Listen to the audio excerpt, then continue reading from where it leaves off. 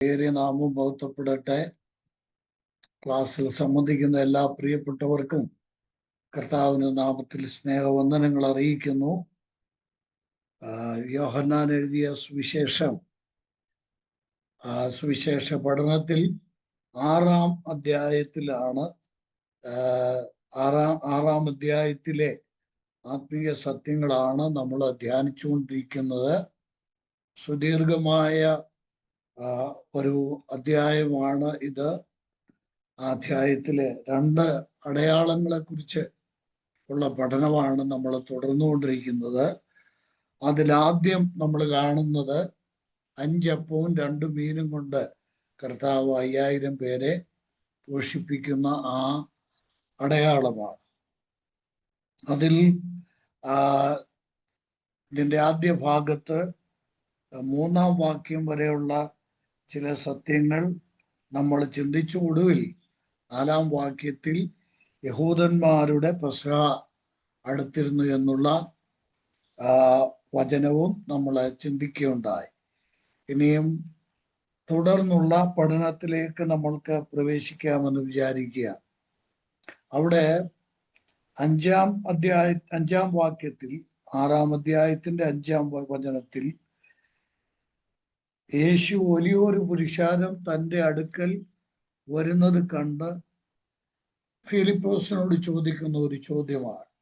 വലിയ ഒരു പുരുഷാരം കർത്താവിൻ്റെ അടുക്കൽ വരുന്നത് കണ്ടിട്ട് ഫിലിപ്പോസിനോട് ചോദിക്കുന്ന ചോദ്യമാണ്, ഇത്രയും പേർക്ക് തിന്നുവാനായിട്ട് അഥവാ അവർക്ക് ഭക്ഷിക്കുവാൻ നാം എവിടെ നിന്ന് അപ്പം വാങ്ങും, ആഹാരം വാങ്ങും എന്ന് ചോദിക്കുക. ഇവിടെ നമ്മൾ കഴിഞ്ഞ ക്ലാസ്സിൽ ഓർത്തപോലെ, ഇപ്പോൾ ഞാൻ രാവിലെ തുടക്കത്തിൽ ആവർത്തിച്ചതുപോലെ 2 അടയാളങ്ങളാണുള്ളത്. ഒന്ന്, കർത്താവ് ഈ 5 അപ്പം കൊണ്ട് ഈ വലിയ പുരുഷാരത്തെ പോഷിപ്പിക്കുന്നതാണ്. 10,000-ങ്ങളെ കർത്താവ് പോഷിപ്പിക്കുന്നതാണ് ഇവിടെ നമ്മൾ കാണുന്നത്. രണ്ടാമത്തത്, കർത്താവ് അത് 6-ന്റെ അടുത്ത ഭാഗത്ത് നമ്മൾ കാണുന്ന അടയാളമാണ്. തുടർന്ന് കർത്താവ് ശിഷ്യന്മാരെ പറഞ്ഞയക്കുന്ന ആ രംഗത്തിൽ നടക്കുന്നത്, കാറ്റിനെയും കടലിനെയും കർത്താവ് ശാന്തമാക്കി ശിഷ്യന്മാർക്ക് വേണ്ടി കർത്താവ് ചെയ്യുന്ന ഒരു അടയാളമാണ് നമ്മൾ രണ്ടാമത് കാണുന്നത്. 15 മുതൽ 21 വരെയുള്ള വാക്യങ്ങളിലാണ് അത് രേഖപ്പെടുത്തിയിരിക്കുന്നത്. ഇത് പഴയ നിയമത്തോട് ബന്ധപ്പെട്ട്, ന്യായപ്രമാണത്തോട് ബന്ധപ്പെട്ട് നമ്മൾ പഠിച്ചാൽ, കർത്താവ് ഇസ്രായേൽ ജനത്തെ മരുഭൂമിയിൽ നടത്തിയപ്പോൾ അവർക്ക് നൽകിയ പരിപാലനം, അവർക്ക് നൽകിയ സംരക്ഷണത്തെ സൂചിപ്പിക്കുന്നതാണ് ഈ 2 അടയാളങ്ങൾ. ആദ്യത്തേത് അപ്പം കൊണ്ട് ജനത്തെ പോഷിപ്പിക്കുന്നതാണ് ഇവിടെ പറയുന്നത്. അത് മരുഭൂമിയിൽ ഇസ്രായേൽ ജനത്തിന് കർത്താവ് മന്ന കൊടുത്ത് അവരെ പോഷിപ്പിച്ച കാര്യത്തെ അനുസ്മരിപ്പിക്കുന്നതാണ്. രണ്ടാമത്തത്, ഈ പടകിൽ ശിഷ്യന്മാർ യാത്ര ചെയ്യുമ്പോൾ അവരുടെ ഭീതി മാറ്റിക്കൊണ്ട് കർത്താവ് അവരുടെ അടുക്കൽ ചെന്ന് അവരെ പേടിക്കണ്ട എന്ന് പറഞ്ഞ് കർത്താവ് അവർക്ക് ആശ്വാസം നൽകുന്നതാണ്. ഈ 21 വരെയുള്ള വാക്യങ്ങൾ, 15 മുതൽ 21 വരെ ഉള്ള വാക്യങ്ങൾ. ഇത് പഴയ നിയമത്തിലെ ഇസ്രായേൽ ജനത്തോട് ബന്ധപ്പെട്ട മരുഭൂമി യാത്രയില് ഒരു വലിയ സത്യത്തെ വെളിപ്പെടുത്തുന്നതാണ്. എന്താ? കർത്താവിന്റെ സാന്നിധ്യം. കർത്താവ് അവരെ തനിച്ചു വിട്ടു എന്നാണ് കർത്താവ് തനിയെ മലയിലേക്ക് പോയി പ്രാർത്ഥിക്കാൻ മലയിലേക്ക് പോയി. ഇവരെ മാത്രമായിട്ടാണ് കർത്താവ് പറഞ്ഞു വിടുന്നത്, പടകിൽ കയറ്റി കർത്താവ് അയക്കുന്നത്. മത്തായി സുവിശേഷം 14-ാം അധ്യായത്തിലൊക്കെ അതുണ്ട്. ആ പഠനഭാഗം എത്തുമ്പോൾ നമുക്കത് ചിന്തിക്കാവുന്നതാണ്. അപ്പോൾ ഈ ശിഷ്യന്മാര് പടകിൽ കയറി പോകുമ്പോൾ കർത്താവ് മലയിലിരിക്കുകയാണ്. എന്നാൽ കർത്താവ് എന്താ ചെയ്തത്? അവർ ഈ ഭീകരമായ കാറ്റ് അടിച്ച് അവരുടെ പടക് മുങ്ങുന്ന അനുഭവത്തിലെത്തിയപ്പോൾ കർത്താവ് ആ മലയിൽ നിന്നിറങ്ങി കടലിന്റെ മീതെ നടന്ന് അവരുടെ അടുക്കൽ ചെന്ന് കടലിനെ ശാന്തമാക്കി അവരെ സുരക്ഷിതമായി തീരത്ത് എത്തിക്കുന്ന മനോഹരമായ അടയാളമാണ് രണ്ടാമത്തത്. ഇതും ഇസ്രായേലിനോട് ബന്ധപ്പെട്ട ഏറ്റവും വലിയ മഹത്തായ ഒരു സന്ദേശത്തെ, ഒരു വലിയ അത്ഭുതത്തെ വെളിപ്പെടുത്തുന്നതാണ്. അതെന്താണ്? ഇസ്രായേൽ ജനത്തോടുകൂടെ അവർ തനിച്ചല്ല, കർത്താവ് ദൈവം അവരോട് കൂടെയുണ്ട് എന്ന് വെളിപ്പെടും. ഏത് സന്ദർഭത്തിലും, ഏത് കൊടുങ്കാറ്റിലും, ഏത് പെരുങ്കാറ്റിലും, ഏത് കടലിന്റെ തിരമാലകൾ ആഞ്ഞടിച്ചാലും കർത്താവ് കൂടുണ്ട്. ഇപ്പൊ നമ്മൾ കേട്ട പാട്ടിലും ഓർത്തതുപോലെ ആഴിയുന്നോളങ്ങളൊക്കെ വന്നാൽ കർത്താവ് കൂടുണ്ട്. എത്ര കൊല്ലം? 40 വർഷം. എങ്ങനെയാണ്? അവര് വിചാരിച്ചതിലും അത്ഭുതകരമായിട്ട് എന്ന് പറഞ്ഞാൽ, ശ്രദ്ധിക്കണേ, നമ്മൾ പലപ്പോഴും ഈ മേഘസ്തംഭവും അഗ്നിസ്തംഭം എന്ന് പറയുമ്പോൾ എന്താ അതിന്റെ അർത്ഥമെന്ന് ഗ്രഹിച്ചിട്ടുണ്ടോ? മേഘസ്തംഭം എന്ന് പറഞ്ഞാൽ മേഘത്തിൽ ദൈവം ഇറങ്ങുകയാണ്.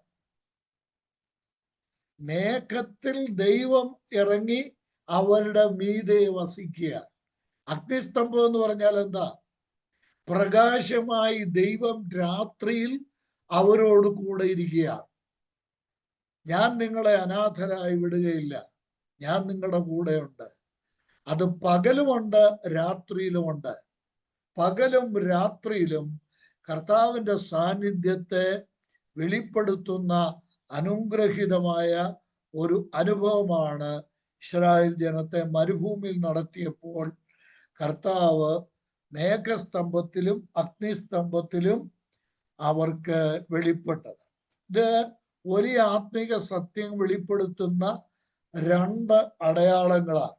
ഒന്ന്, കർത്താവ് വ്യക്തമാക്കുകയാണ്, ഞാൻ നിങ്ങൾക്ക് അപ്പം തരും എന്ന് മാത്രമല്ല, അതിലൂടെ കർത്താവ് ഒരു വലിയ ആത്മീക സത്യം അവരെ പഠിപ്പിക്കുകയാണ്. എന്താ കർത്താവ് പഠിപ്പിച്ചത്? ഞാൻ തന്നെയാണ് നിങ്ങൾക്ക് ജീവൻ തരുന്ന അപ്പം.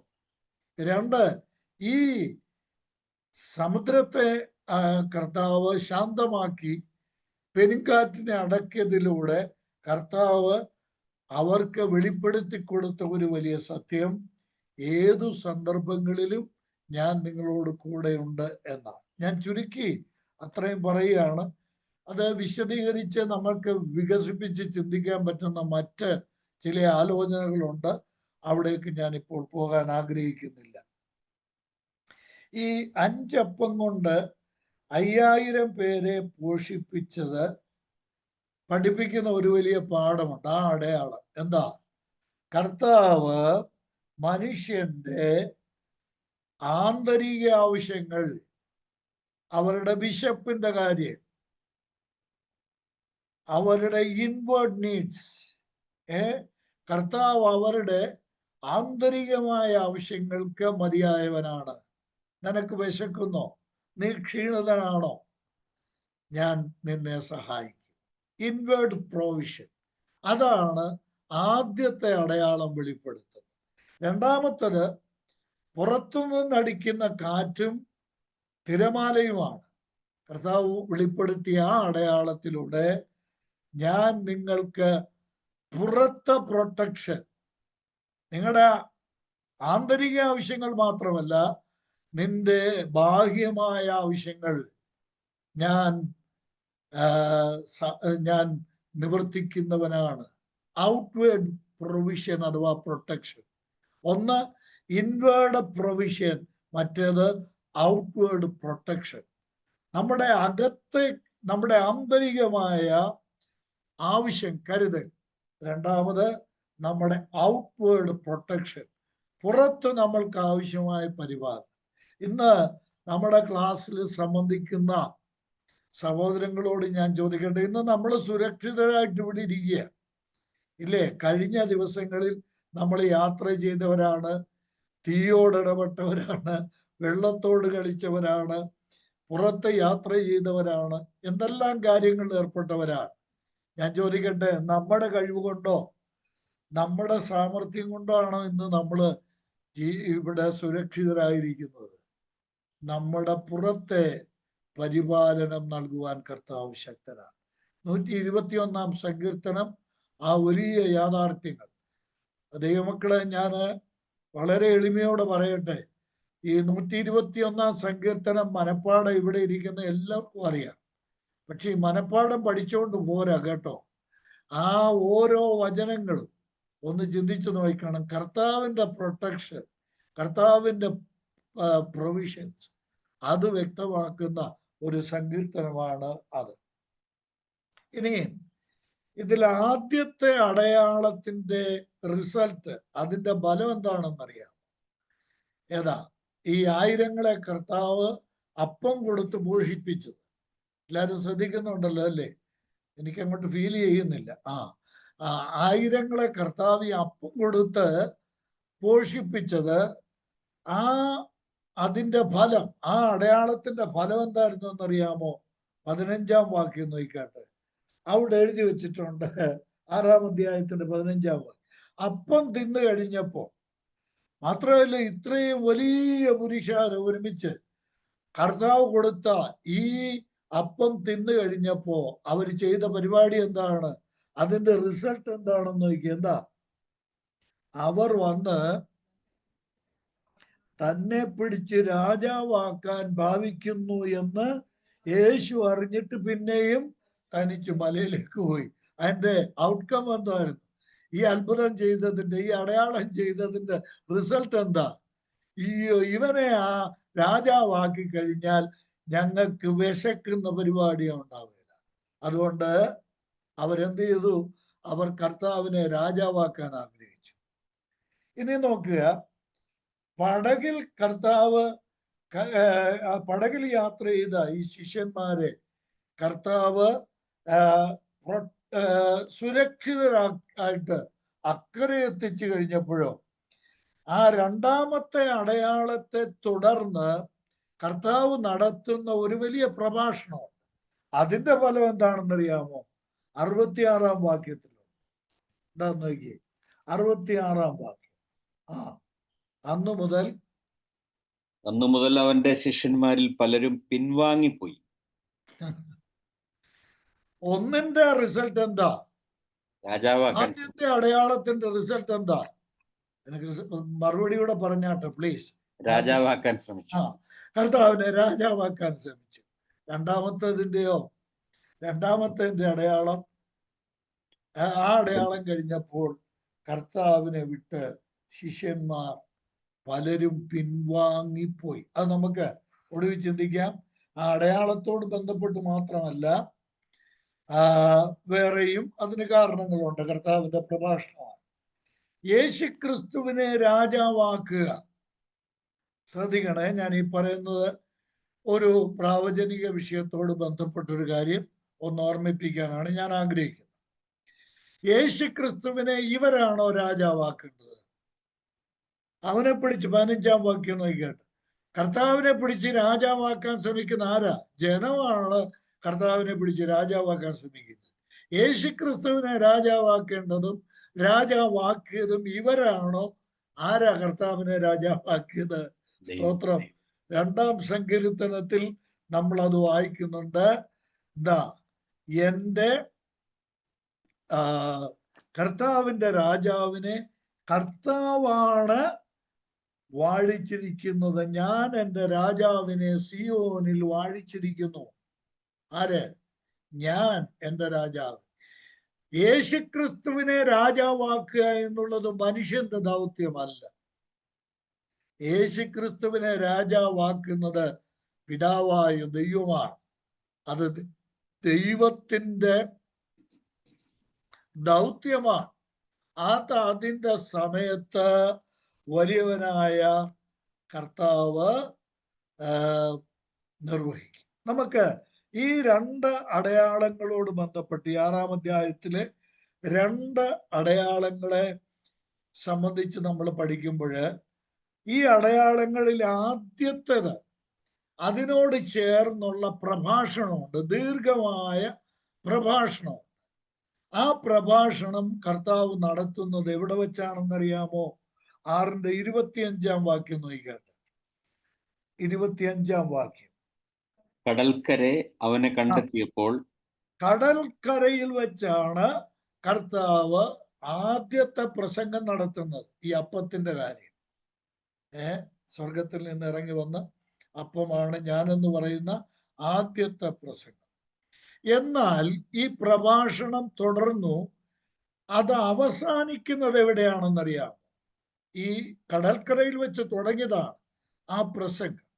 എന്നാൽ ഈ അധ്യായത്തിലെ അവസാനിക്കുന്ന പ്രഭാഷണം, കർത്താവിന്റെ പ്രസംഗം അവസാനിക്കുന്നത് 59 6 അധ്യായത്തിന്റെ 59 എവിടെ അവസാനിക്കുന്നത്? അവൻ കഫർനഹൂമിൽ ഉപദേശിക്കുമ്പോൾ പള്ളിയിൽ വെച്ച് ഇത് പറഞ്ഞു. പള്ളിയിലാണ്, കഫർനഹൂമിലെ പള്ളിയിലാണ് രണ്ടാമത് പ്രഭാഷണം നടക്കുന്നത്. അതപ്പോ തുടക്കത്തിൽ കടൽക്കരയിൽ വെച്ചാണ്, ഗന്നസരത്ത് തടാകത്തിന്റെ ഗന്നസരത്തിലാണ് ഈ അത്ഭുതം നടക്കുന്നത് എന്ന് നമ്മൾ കണ്ടു. അവിടെയാണ് കർത്താവിന്റെ ആദ്യത്തെ പ്രഭാഷണം. എന്നാൽ ആ പ്രഭാഷണം തുടർന്ന് ഒടുവിൽ കർത്താവ് സംസാരിക്കുന്നത് കഫർനഹൂമിലെ പള്ളിയിലാണ്. അത് നമ്മള് ലൂക്കോസ് സുവിശേഷം 4 അധ്യായത്തിൽ ഈ പള്ളിയിൽ കർത്താവ് പ്രസംഗിക്കുന്നതായിട്ട്, തൻ്റെ ദൗത്യത്തിന്റെ ആദ്യം, പരസ്യ ശുശ്രൂഷയുടെ ആദ്യം സംസാരിക്കുന്നതായിട്ട് നമ്മൾ കാണുന്നുണ്ട്. ഇനി നമ്മൾക്ക് ഈ 6 അധ്യായത്തിലെ ആദ്യത്തെ അടയാളം സംബന്ധിച്ച് ചില കാര്യങ്ങൾ പെട്ടെന്ന് ഒന്ന് ചിന്തിച്ചു പോകാം, വായിച്ച് ചിന്തിച്ചു പോകാം. നോക്കുക, 6 അധ്യായത്തിന്റെ 5 വലിയൊരു പുരുഷാരം തൻ്റെ അടുക്കൽ വരുന്നത് കണ്ടിട്ട് ഫിലിപ്പോസിനോട്, ഇവർക്ക് തിന്നുവാൻ നാം എവിടെ നിന്ന് അപ്പം വാങ്ങും എന്ന് ചോദിക്കുക. എന്നാൽ കർത്താവ് 6 കൂടെ നമുക്ക് ഇതിനോട് ചേർന്ന് വായിക്കാം. ഇത് അവനെ പരീക്ഷിക്കുവാനാണ് ചോദിച്ചത്. നമ്മള് 3 കണ്ടല്ലോ. ശ്രദ്ധിക്കണേ, ഞാനീ പറയുന്നത് ശ്രദ്ധിക്കണേ. ആ സന്ദർഭം ശരിക്കും നമ്മൾ ഈ വേദപുസ്തകം വിഭാഗിക്കുമ്പോൾ സന്ദർഭം കൃത്യമായിട്ട് മനസ്സിലാക്കി വേണം അത് വിഭജിക്കാൻ വേണ്ടി. കർത്താവ് ആഗ്രഹിച്ചത് എന്താ? കർത്താവ് ആഗ്രഹിച്ചത് 3 എന്താ? യേശു മലയിൽ കയറി ശിഷ്യന്മാരോട് കൂടെ ഇരുന്നു. കർത്താവ് ആഗ്രഹിച്ചത് ശിഷ്യന്മാരുടെ കൂടെ കുറെ നേരം ഇരിക്കാനാണ് കർത്താവ് ആഗ്രഹിച്ചത്. അവരോടുകൂടെ ഇരുന്നിട്ട് അടയാളമൊന്നും ചെയ്യാനല്ല, അവരുടെ കൂടെ ഇരുന്നിട്ട് അവരോട് ചില പുതിയ കാര്യങ്ങൾ പറയാനും പഠിപ്പിക്കാനും, നല്ലൊരു ബൈബിൾ ക്ലാസ് അവർക്ക് എടുക്കാൻ വേണ്ടി അവരോടുകൂടെ കർത്താവ് ഇരിക്കുകയായിരുന്നു. മനസ്സിലാവുന്നല്ലോ. ആ സമയത്ത് കർത്താവ് ഇവരുടെ കൂടെ ഇരിക്കാൻ ആഗ്രഹിക്കുമ്പോഴാണ് 5 ആ സന്ദർഭം നോക്കണം. വലിയ പുരുഷാരം ചെന്നേക്ക് കണ്ടോ? കർത്താവിന്റെ ആ താല്പര്യം തൻ്റെ ജനത്തോടു കൂടെ ഇരിക്കുക. നമ്മൾ ചിന്തിച്ചല്ലോ അത്. അവരുടെ കൂടെ ഇരുന്ന് അവരെ ചില ആത്മീക സത്യങ്ങൾ പഠിപ്പിച്ച് താൻ സ്വർഗത്തിലേക്ക് തിരിച്ചു പോയി കഴിഞ്ഞാൽ ഇവിടെ ചെയ്യേണ്ട ശുശ്രൂഷകളെ കുറിച്ചൊക്കെ അവരെ പഠിപ്പിച്ച് ബലപ്പെടുത്താൻ കർത്താവ് ആഗ്രഹിക്കുക. പക്ഷേ പുരുഷാരം വിടുകയല്ല. അവർക്ക് എന്താ വേണ്ടത്? അവർക്ക് അടയാളം വേണം, അവർക്ക് അത്ഭുതം വേണം. അതിനുവേണ്ടി വലിയൊരു പുരുഷാരം കർത്താവിന്റെ അടുക്കലേക്ക് ചെല്ലുക. ഞാന് ഈ 2 കൂട്ടരെ ശ്രദ്ധിക്കണേ. ഞാൻ ഈ പറയുന്ന 2 കൂട്ടരെ കുറിച്ചൊന്ന് ചിന്തിക്കണം. ഏതാ? കർത്താവിന്റെ കൂടെ കുറച്ചുപേരെ കർത്താവ് ഇരുത്തുക, പിന്നെ വലിയൊരു പുരുഷാരം. കണ്ടോ? ഇത് ഏത് കാലത്തും ഉള്ളതാണ്. ഒരു ചുരുങ്ങിയ കൂട്ടം മാത്രമാണ് കർത്താവിനോടുകൂടെ ഇരിക്കാനുണ്ടാവുള്ളൂ. വലിയൊരു പുരുഷാരം ഏത് സമയത്തും കർത്താവിന്റെ പുറകെ വരും. നമ്മൾ കാണുന്നില്ലേ? ഇന്നും യേശുക്രിസ്തുവിന്റെ പുറകെ ചെല്ലുന്നത്ര ആളുകൾ വേറെ ആരുടെയും പുറകെ പോകുന്നില്ല. എന്താ കാര്യം? അവർക്ക് എന്താ വേണ്ടത്? ട്രഡീഷണലായിട്ടുള്ള പരമ്പരാഗതമായ ചില കാര്യങ്ങൾ വേണം. അതാണ് അവർക്ക് വിഷയം. അല്ലാതെ കർത്താവിനോടുകൂടെ ഇരുന്ന് കർത്താവിന്റെ തിരുവായിൽ നിന്ന് തേൻമൊഴികൾ കേട്ട് ആശ്വാസം പ്രാപിച്ച് ദൈവവചനം പഠിച്ച് കർത്താവിനെ സ്നേഹിക്കാനും സേവിക്കാനും കുറച്ചു പേരെ കാണുക. വലിയ പുരുഷാരം കർത്താവിനെ അനുഗമിക്കുകയാണ്. നോക്കണം, ഈ പുരുഷാരത്തെ കർത്താവ് കാണുകയാണ്. ഞാൻ ആ ഭാഗം ഒന്ന്, 5-ാം വാക്യം ഒന്ന്, 6-ാം അധ്യായത്തിന്റെ 5-ാം വാക്യം ഒന്നുകൂടെ നോക്കണേ. യേശു വലിയൊരു പുരുഷാരം തൻ്റെ അടുക്കൽ വരുന്നത് കണ്ടിട്ട് എന്നാണ്. കണ്ടു. വലിയൊരു പുരുഷാരം തൻ്റെ അടുക്കൽ വരുന്നത് കർത്താവ് കണ്ടു. ഞാൻ ഇത്രയും വിശദമായിട്ട് ഇത് പറയേണ്ട കാര്യമില്ലെങ്കിലും ദൈവാത്മാവ് എന്നെ പ്രേരിപ്പിക്കുന്നതുകൊണ്ട് ഞാൻ അങ്ങ് പറയുക. ഇംഗ്ലീഷിൽ ആ വചനം നമ്മുടെ മലയാളത്തിൽ എഴുതിയിരിക്കുന്നത് പോലെ അല്ല. വലിയൊരു പുരുഷാരം തൻ്റെ അടുക്കൽ വരുന്നത് യേശു കണ്ടു എന്നല്ല. ഇംഗ്ലീഷിൽ എങ്ങനെയാണ് എഴുതിയിരിക്കുന്നതെന്ന് അറിയാമോ? When Jesus then lifted up his eyes, he saw a great company come unto him. കണ്ടോ? Lifted up his eyes. Lifted up his eyes. കർത്താവ് കണ്ണുയർത്തി നോക്കിയപ്പോഴാണ് ഈ പുരുഷാരം, വലിയൊരു പുരുഷാരം. അല്ലാതെ നമ്മളിപ്പം പോകുന്ന വഴിക്ക് ഒരു കാര്യം കാണുന്ന പോലെയല്ല. കർത്താവ് തൻ്റെ കണ്ണുകളെ ഉയർത്തി. ഇതിന് സമാനമായ ഒരു പ്രയോഗം ഞാൻ പറയാം. 121-ാം സങ്കീർത്തനം, ഞാൻ മുമ്പ് പറഞ്ഞ സങ്കീർത്തനമാണ്. അതെങ്ങനെ തുടങ്ങുന്നത്? ഞാൻ എൻ്റെ കണ്ണ് പർവ്വതങ്ങളിലേക്ക് ഉയർത്തുന്നു. കണ്ണ് ഉയർത്തി നോക്കിയപ്പോഴാണ് കർത്താവ് ഈ വലിയ പുരുഷാരത്തെ കാണുന്നത്. Lifted up his eyes and so the company of people. ആ വലിയ സമൂഹം കർത്താവിന്റെ അടുക്കൽ ചെല്ലുന്നത് കർത്താവ് കണ്ടു. നോക്കണം, ഞാനിവിടെ ഒരു 3-4 കാര്യങ്ങൾ ഒന്ന് പറഞ്ഞോട്ടെ. ഈ ലിഫ്റ്റഡ് അപ്പ് ഹിസ് ഐസ് എന്ന ആ ആശയത്തോട് ബന്ധപ്പെടുത്തി പെട്ടെന്ന് പറഞ്ഞു പോകാം. കർത്താവ് തുടർന്നും തൻ്റെ കണ്ണുയർത്തുന്നുണ്ട്. നോക്കുക, 17-ാം അധ്യായത്തിന്റെ, യോഹന്നാൻ 17-ാം അധ്യായത്തിന്റെ 1-ാം വാക്യം. ഇത് സംസാരിച്ചിട്ട് യേശു സ്വർഗത്തേക്ക് നോക്കി. സ്വർഗത്തേക്ക് നോക്കി. എന്തിനു വേണ്ടിയാണ്? പ്രാർത്ഥിക്കാൻ വേണ്ടി സ്വർഗത്തിലേക്ക് നോക്കി. ഇനിയും പെട്ടെന്ന് തന്നെ അടുത്തത്, കർത്താവ് ശിഷ്യന്മാരോട് പറഞ്ഞു.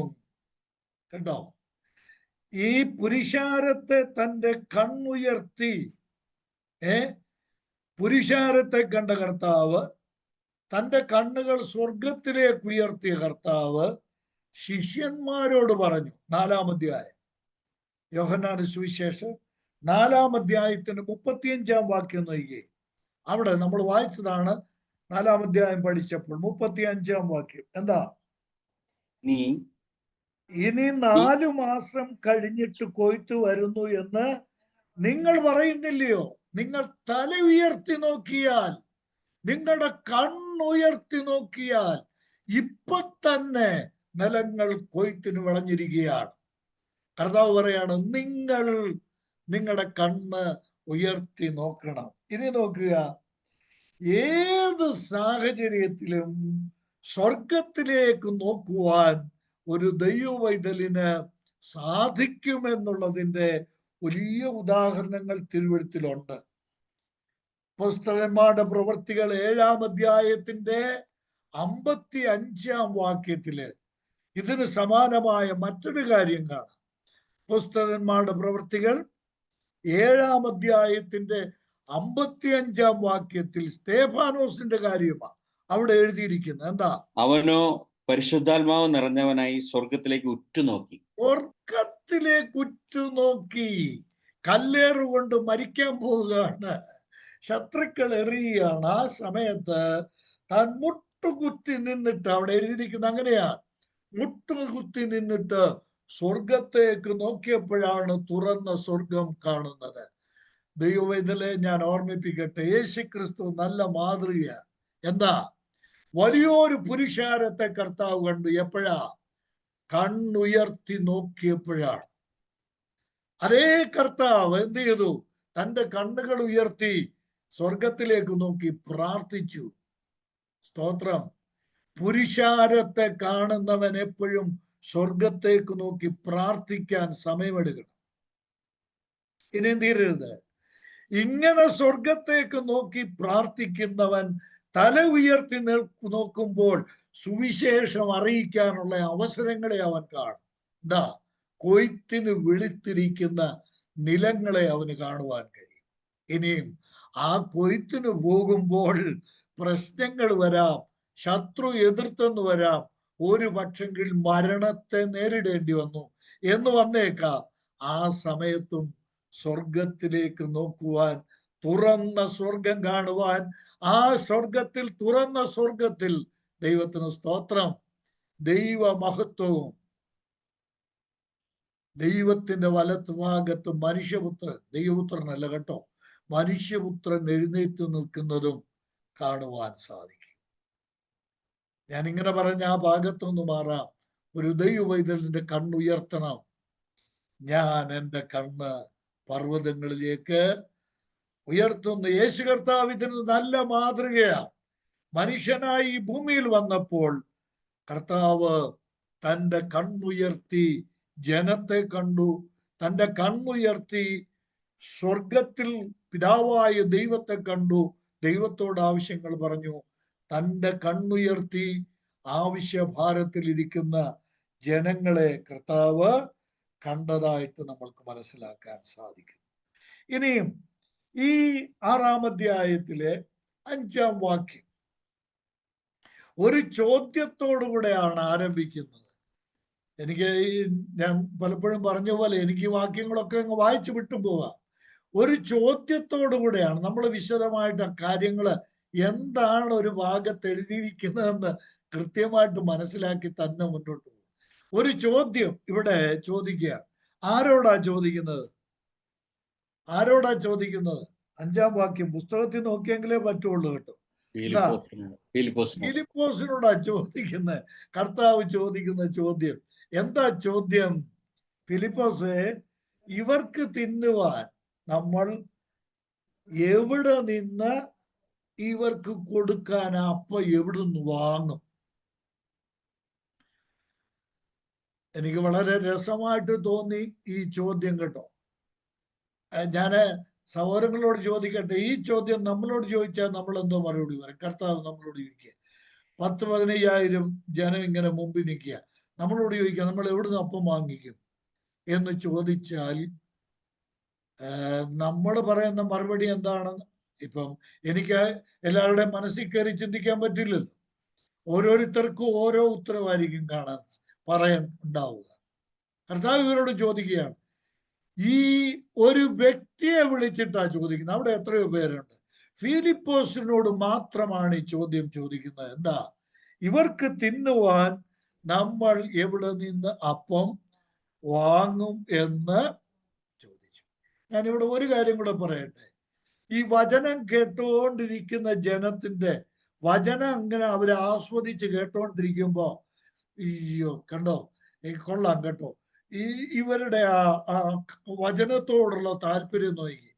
ഞാൻ പറയട്ടെ, ഈ വചനത്തോടുള്ള താല്പര്യം ഉണ്ടായിട്ട് വചനം കേട്ടോണ്ടിരിക്കുന്നവർക്ക് വിശക്കുന്നുണ്ടോ, അവർക്ക് ദാഹിക്കുന്നുണ്ടോ, അവർക്ക് ശാപ്പാട് കൊടുക്കണ്ടേ എന്നുള്ള കാര്യം കൂടെ ഈ യോഗ സംഘാടകരൊക്കെ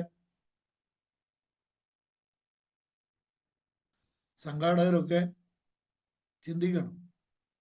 വചനം മാത്രം പോരാ കേട്ടോ. തിരിച്ചാ കർത്താവ് പറഞ്ഞെന്താ? മനുഷ്യൻ അപ്പം കൊണ്ട് മാത്രമല്ല യഹോവയുടെ വചനം വായിൽ നിന്ന് വരുന്ന സകല വചനം കൊണ്ട് ജീവിക്കുന്നു. സത്യമാ. ജനം വചനം കൊണ്ടാ ജീവിക്കേണ്ടത്. പക്ഷെ അവരുടെ വിശപ്പൂടെ നമ്മൾ അറിയണം. കർത്താവ് ഈ പ്രസംഗിക്കുക മാത്രമല്ല, 2-3 ദിവസമൊക്കെ ദീർഘമായിട്ട് ഇങ്ങനെ പ്രസംഗിച്ചു പോവുകയല്ല. അവർക്ക് വിശക്കുന്നോ?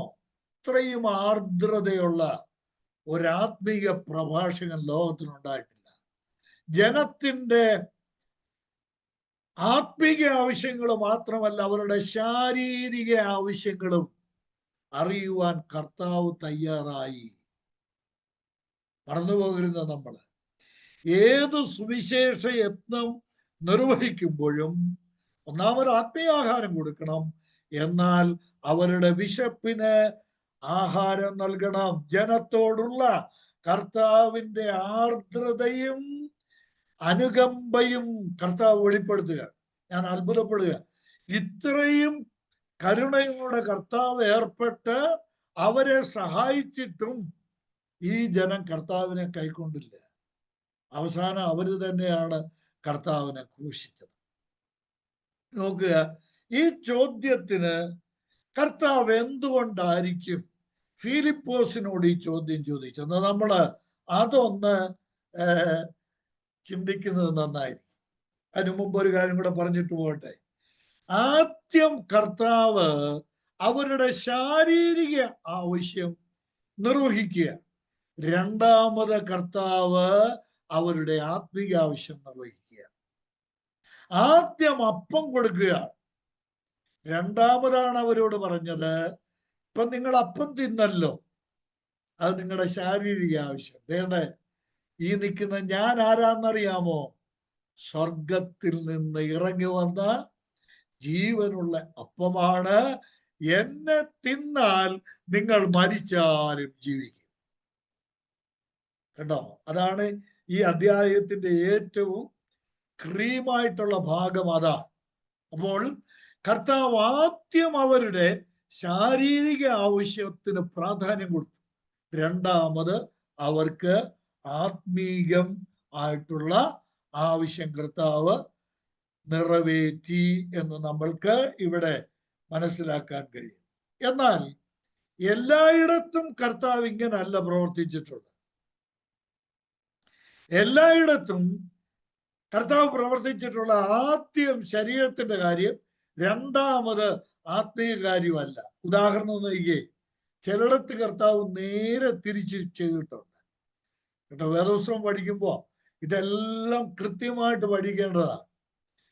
മർക്കോസ് എഴുതിയ സുവിശേഷം 2-ാം അധ്യായത്തിന്റെ ആദ്യത്തെ 11 വാക്യങ്ങളിൽ കർത്താവ് സൗഖ്യം നൽകുന്ന ആ രോഗിയുടെ കാര്യം, ശയ്യാവലംബിയായ ഒരു രോഗി, 4 ആൾ ചുമന്നു കൊണ്ടുവരുന്ന ആ രോഗി, അവിടെ നോക്കിയേ, മർക്കോസ് സുവിശേഷം 2-ാം അധ്യായത്തിൽ ആദ്യം കർത്താവ് കൊടുത്തത്, മകനെ നിന്റെ പാപങ്ങൾ മോചിച്ചു തന്നിരിക്കുന്നു.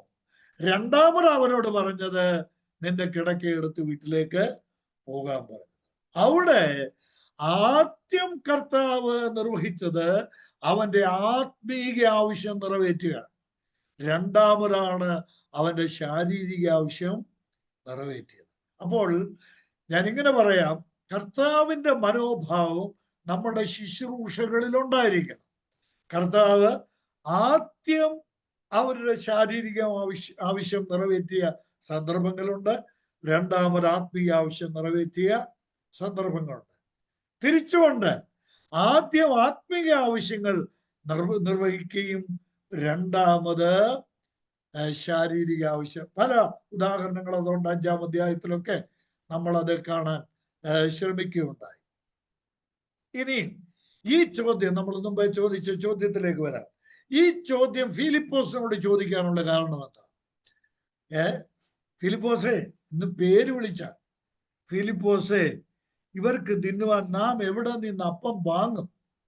എവിടെ നിന്ന് അപ്പം കൊടുക്കുമെന്നല്ല, നമ്മൾ എവിടെ നിന്ന് അപ്പം വാങ്ങും എന്നുള്ള ചോദ്യം ചോദിച്ചപ്പോൾ ഫിലിപ്പോസ്,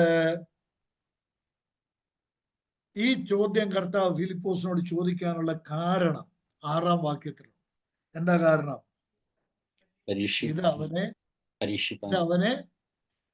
പരീക്ഷിക്കുവാൻ അത്രേ ചോദിച്ചത്. താൻ എന്ത് ചെയ്യുവാൻ പോകുന്നു എന്ന് താൻ അറിഞ്ഞിരുന്നു.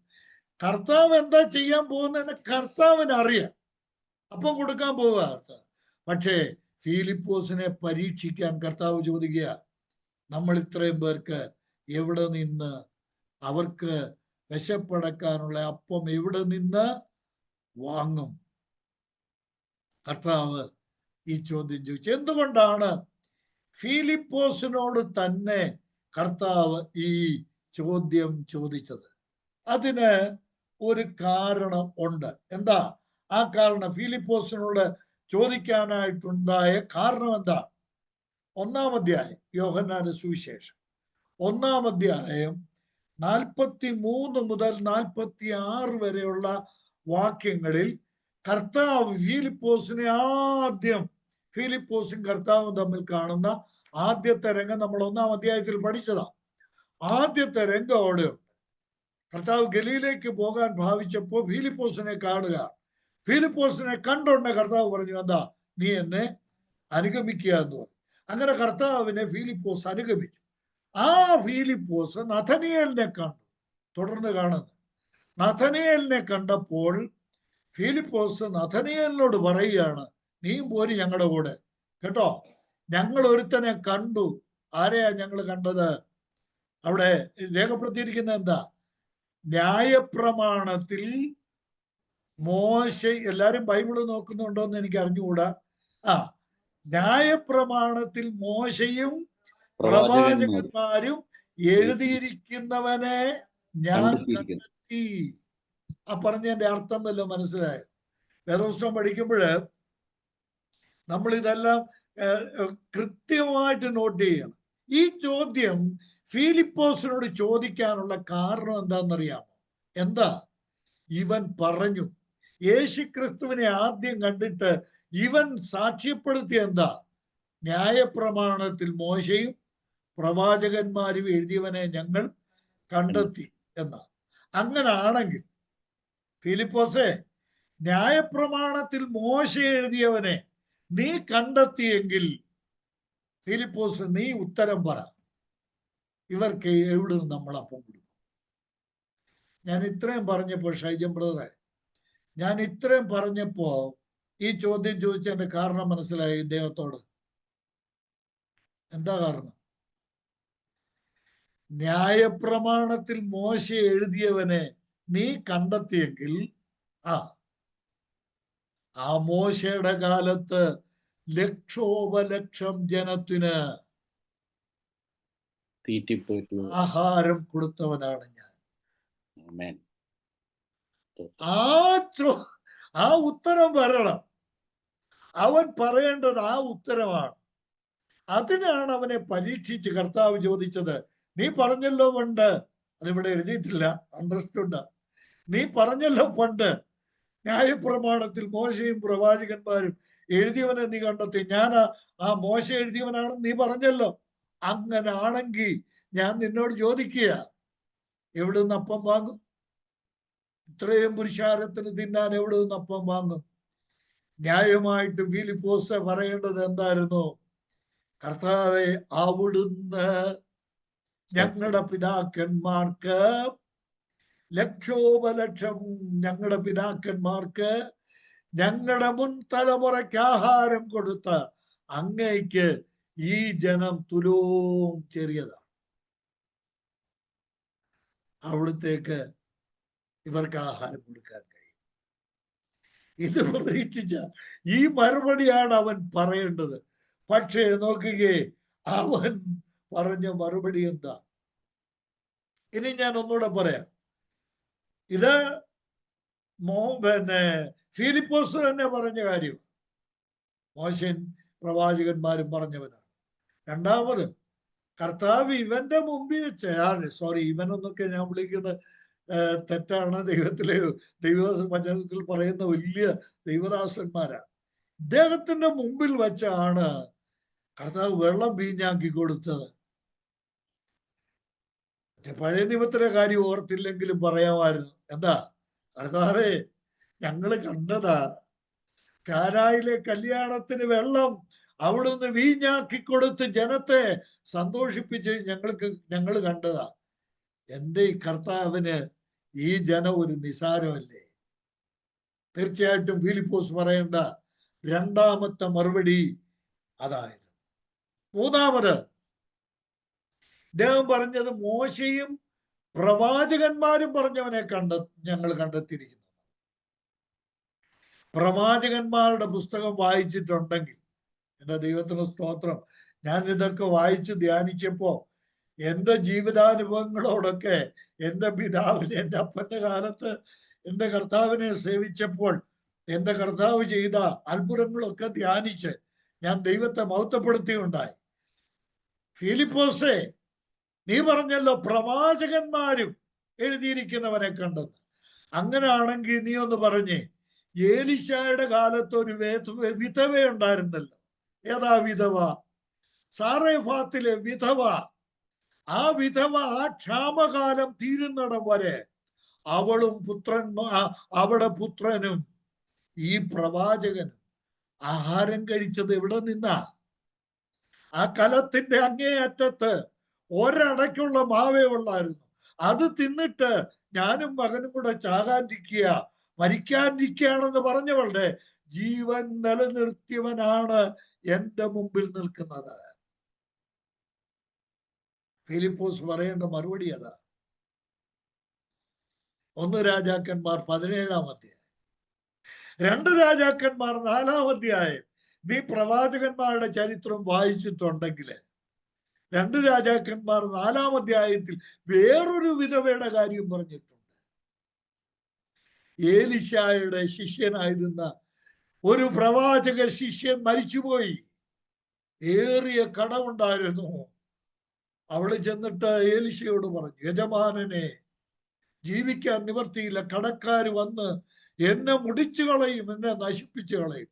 നിനക്ക് എന്നാ ഉണ്ട്? ഉള്ള പാത്രങ്ങളെല്ലാം കൂടെ അവള് ശേഖരിച്ചു വെച്ചു. ദൈവത്തിന് സ്തോത്രം. അവളുടെ കടം മുഴുവനും വീട്ടിക്കൊടുത്ത ഒരു അനുഗ്രഹിക്കപ്പെട്ട പ്രവാചകൻ ഏലിശ. ഞാൻ അവിടെ നിർത്തുക കേട്ടോ. നിങ്ങൾ വായിച്ചപ്പോ കർത്താവിനോട് ഫിലിപ്പോസ് പറയും, ഞങ്ങൾ പ്രവാചക പുസ്തകത്തിൽ കണ്ടതാ കർത്താവേ, ആ പ്രവാചക ശിഷ്യന്റെ ഭാര്യയുടെ കണ്ണുനീര് കണ്ട് അവളുടെ ജീവകാലത്ത് അവൾക്ക് വേണ്ടതെല്ലാം നൽകിയവനാണ് ഏലിശ. ആ കർത്താവാണ് എൻ്റെ മുമ്പിൽ നിൽക്കുന്നത്. ഇതായിരുന്നു ആര് പറയേണ്ടത്? ഫിലിപ്പോസ് പറയേണ്ടത്. കർത്താവിനറിയാം ഫിലിപ്പോസിൽ നിന്ന് ഇത് വരാനുള്ള സാധ്യതയില്ല. എൻ്റെ പ്രിയമുള്ളവരെ, ഞാൻ പറയട്ടെ, നമ്മളോട് കർത്താവ് ചോദിക്കുന്നു, ഈ വലിയ കാര്യം ചെയ്യാൻ എവിടെ നിന്ന് സാധിക്കും? ഇന്ന് ഈ ക്ലാസ്സിൽ സംബന്ധിക്കുന്ന എൻ്റെ സഹോദരങ്ങൾക്ക് കർത്താവിന്റെ മുഖത്ത് നോക്കി പറയാൻ പറ്റുമോ? നിന്നാൽ അസാധ്യമായിട്ടൊന്നുമില്ല. എൻ്റെ കർത്താവിനാൽ അസാധ്യമായിട്ടൊന്നുമില്ല. ഇതാണ് പറയേണ്ടിയിരുന്ന മറുപടി. ഞാൻ ഒരു വാചകം കൂടെ ഫിലിപ്പോസും കൂടി ചേർത്ത് പറഞ്ഞിട്ട് നമുക്ക് ഫിലിപ്പോസിന്റെ മറുപടിയിലേക്ക് പോവാം. കർത്താവ് ഈ ഫിലിപ്പോസിനോട് ഒടുവിൽ ചോദിക്കുന്ന ഒരു ചോദ്യമുണ്ട് 14-ാം അധ്യായത്തിൽ. ഫിലിപ്പോസ് കർത്താവിനോട് ചോദിക്കുന്ന ഒരു ചോദ്യത്തിന് കർത്താവ് പറയുന്ന മറുപടി, ഞാൻ ആ കോണ്ടക്സ്റ്റ് അങ്ങോട്ട് മാറ്റി വെച്ചിട്ട് ആ മറുപടി മാത്രം എടുക്കുകയാണ്. യോഹന്നാൻ എഴുതിയ സുവിശേഷം 14-ാം അധ്യായത്തിന്റെ 9-ാം വാക്യം നോക്കി. യേശു അവനോട് പറഞ്ഞത്, ഞാൻ ഇത്രകാലം നിങ്ങളോട് കൂടെ ഇരുന്നിട്ടും. എന്റെ പൊന്ന് ഫിലിപ്പോസേ, ഇത് ഫിലിപ്പോസിനോട് പറയുന്ന കേട്ടോ. അവിടെ ശ്രദ്ധിച്ചു വായിച്ചാൽ ഫിലിപ്പോസിനോട് പറയാ, എന്താ? ഞാൻ ഇത്രകാലം നിങ്ങളോട് കൂടെ ഇരുന്നിട്ടും നീ എന്നെ അറിയുന്നില്ലയോ ഫിലിപ്പോസേ? എന്തൊരു കഷ്ടമാ ഫിലിപ്പോസ് ഇത്. എന്താ? ഇത്ര കാലം ഞാൻ നിന്റെ കൂടെ ഇരുന്നിട്ടും നിങ്ങളുടെ കൂടെ ഇരുന്നിട്ടും നീ എന്നെ അറിയുന്നില്ലയോ ഫിലിപ്പോസ്? സങ്കടത്തോടെ നമ്മുടെ കർത്താവ് പലപ്പോഴും നമ്മളോട് ചോദിക്കുന്ന ഒരു ചോദ്യമാണ് ഫിലിപ്പോസിനോട് ചോദിച്ച ചോദ്യം. എന്റെയും നിങ്ങളുടെയും ജീവിതത്തിൽ എത്ര വട്ടം എന്തെന്ത് കാര്യങ്ങളിൽ നമ്മുടെ കർത്താവ് പ്രവർത്തിച്ചു. എന്നാൽ ഇപ്പോഴും നമ്മുടെ കർത്താവിനെ നമ്മൾ അറിയേണ്ടതുപോലെ അറിഞ്ഞിട്ടുണ്ട്. ഇത് ഫിലിപ്പോസിനെ വ്യക്തിപരമായി ബാധിക്കുന്ന ഒരു ചോദ്യമാണ്. അവനെ പരീക്ഷിച്ച് ചോദിച്ച ഒരു ചോദ്യമാണ്. ഞാൻ പറയട്ടെ, നമ്മുടെ കർത്താവിന് ഏത് കാര്യവും നിസ്സാരമാണ് കർത്താവ്. ഞാൻ ഇനി ഒരു വട്ടം കൂടെ പറയാം. ഏത് നമുക്ക് ബാലികേലാഖറമല എന്ന് തോന്നുന്ന ഏത് പ്രശ്നവും നമ്മുടെ കർത്താവിന് നിസ്സാരമാണ്. പക്ഷേ മുൻ അനുഭവങ്ങൾ, മുൻ സംഭവങ്ങൾ ധ്യാനിച്ചും പഠിച്ചും വിശ്വസിച്ചും ആ കർത്താവിൽ ആശ്രയിക്കാൻ നമ്മൾക്ക് സാധിച്ചാൽ മതി. ഫിലിപ്പോസിന് പറ്റിയ പരാജയം അവിടെയാണ്. അവന്റെ മറുപടി എന്താണെന്ന് നോക്കി. ഫിലിപ്പോസ് 6-ാം വാക്യവും 7-ാം വാക്യവും 6-ാം വാക്യമാണ് നമ്മളിപ്പോൾ വായിച്ചത്. പരീക്ഷിച്ച് ചോദിച്ച ചോദ്യം. 7-ാം വാക്യം നോക്കിയാട്ടെ, ഫിലിപ്പോസിന്റെ മറുപടി എന്താ? ഫിലിപ്പോസ് അവനോട്, ഓരോരുത്തന് അല്പം അല്പം ലഭിക്കേണ്ടതിന് 200 പണത്തിന് അപ്പം മതിയാകുകയില്ല എന്ന് ഉത്തരം പറഞ്ഞു. ഞാൻ ചിരിച്ച ചുമ്മാതല്ല. ഈ മരുഭൂമിയിൽ നമ്മൾ ഈ പഠിക്കുന്ന ഭാഗമുണ്ടല്ലോ, മത്തായി സുവിശേഷം 14-ാം അധ്യായം മറ്റു സുവിശേഷങ്ങളിൽ പറഞ്ഞിരിക്കുന്ന ആ ഭാഗം കൂടെ ചേർത്ത് പഠിക്കണം. മരുഭൂമിയിൽ എവിടുന്നാ ഈ പൈസ ഉണ്ടാക്കുന്നത്? 200 ദിനാർ, മലയാളത്തിൽ എഴുതിയിരിക്കുന്ന എന്താ? 200 പണം. 200 പണം വേണം. ഇനിയും 200 പണം എന്ന് പറഞ്ഞാൽ അത് എന്താണ്, എത്രമാത്രം ഉണ്ടെന്നറിയാം? ഈ റോമൻ നാണയത്തിന് ഇവിടെ മലയാളത്തിൽ പറയുന്നത് പണം വേണമെന്നാണ്. ആ റോമൻ മൂലഭാഷയിൽ ഗ്രീക്കിലൊക്കെ എഴുതിയിരിക്കുന്ന റോമൻ കണക്കനുസരിച്ച് പണമെന്ന് അവിടെ ഉപയോഗിച്ചിരിക്കുന്നത് ഡിനാരിയോസ് എന്ന വാക്കാണ് അവിടെ ഉപയോഗിച്ചത്. ഡിനാരിയോസ് മത്തായി സുവിശേഷം 20-ാം അധ്യായത്തിന്റെ 1 മുതൽ 16 വരെയുള്ള വാക്യങ്ങൾ കുറിച്ചിട്ടാൽ മതി. ഞാൻ പറയാം അത് എന്താണെന്ന്. ഗ്രീക്കിൽ ഡിനാരിയോൻ എന്ന വാക്കാണ്. അതുകൊണ്ട് ഈ പദത്തിൽ നിന്ന് ജന്യമായതാണ് ഈ ദിനാർ എന്നൊക്കെ. ഈ അറബ് രാജ്യങ്ങളിലെ പണത്തിന് ദിനാർ എന്നൊക്കെ പറയുന്നത് അതിൽ നിന്നുണ്ടായത്. ദിനാരിയോസ് എന്ന പറഞ്ഞാൽ അത് മത്തായി സുവിശേഷം 20-ാം അധ്യായത്തിൽ കർത്താവ് പറയുന്ന ഒരു ഉപമയാണ്. എന്താ? തൻ്റെ മുന്തിരിത്തോട്ടത്തിലേക്ക് ഒരു യജമാനൻ ജോലിക്ക് ആളിനെ വിടുന്നത്. അവിടെ പ്രത്യേകം പറഞ്ഞിരിക്കുന്ന ഒരു കാര്യം, ഒരു ദിവസത്തേക്ക് 1 വെള്ളിക്കാശ് പറഞ്ഞൊത്തു എന്നാണ്. എന്ന് പറഞ്ഞാൽ ഇവിടെ പറഞ്ഞിരിക്കുന്ന ഒരു നാണയം, മലയാളത്തിൽ പറഞ്ഞിരിക്കുന്ന ഒരു നാണയം, റോമൻ കണക്കനുസരിച്ച് 1 ദിനാരിയോസ്, ഗ്രീക്ക് ഭാഷയിലെ 1 ദിനാരിയോൻ, ഇത് ഒരു ദിവസത്തെ കൂലിയാണ്. ഇത് കണക്ക് കൂട്ടിയാണ് ഫിലിപ്പോസ് പറഞ്ഞത്, കർത്താവേ, 20 ദിവസത്തെ ഒരു മനുഷ്യന്റെ 200 ദിവസത്തെ ശമ്പളം ഉണ്ടെങ്കിൽ മാത്രമേ ഇത്രയും പേർക്ക്, അവിടെ ഉപയോഗിച്ചിരിക്കുന്ന വാക്ക് കണ്ടോ, അല്പം അല്പം കൊടുക്കുവാൻ കഴിയുകയുള്ളൂ. ഞാൻ ഇതെല്ലാം കൂടെ എൻ്റെ മനസ്സിൽ ചിന്തിക്കുന്നുണ്ട്.